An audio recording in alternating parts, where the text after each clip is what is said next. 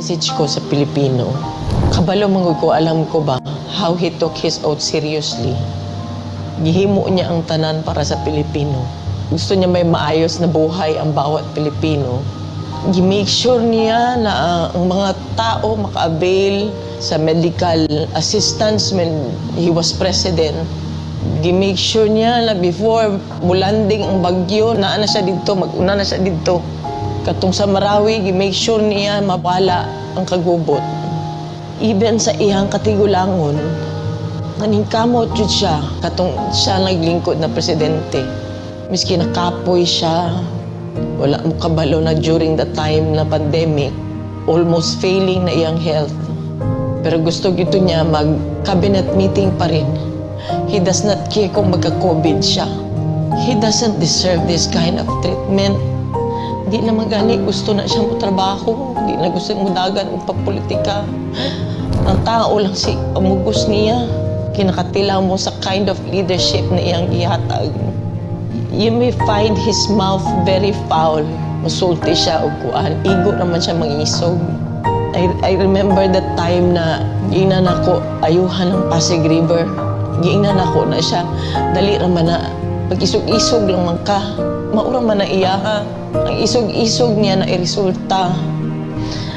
Maayong tag nag-inabuso na siya during sa iyang presidency.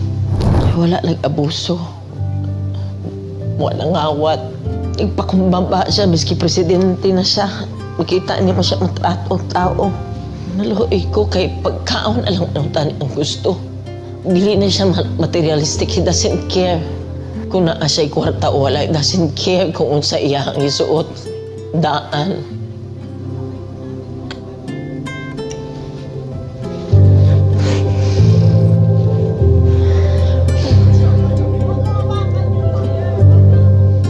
Wala ko kapalo sa akong pagtabang. Maski kaluoy na lang ang tao. Kaluoy na lang. Abuso. Grabe. Abuso. Simple lang ay ang gusto. Deprive pa yun ninyo.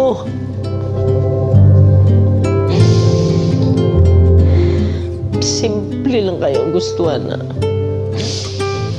I-deprive lang. Miskin gipatay na utak mo siya.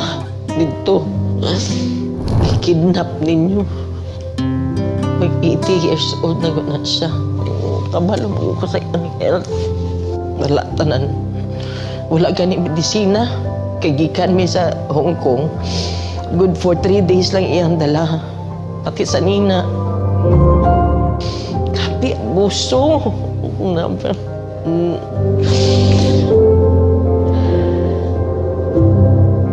Grabe. Wala man na siya ni trigger o pusil. Maski isa. Wala man na siya gi-pusil. Wala man na siya gidunggab.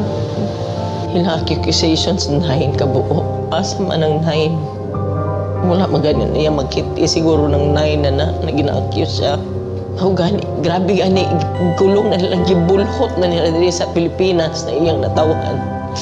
Yung anak pang ginabuhat diri sa mga.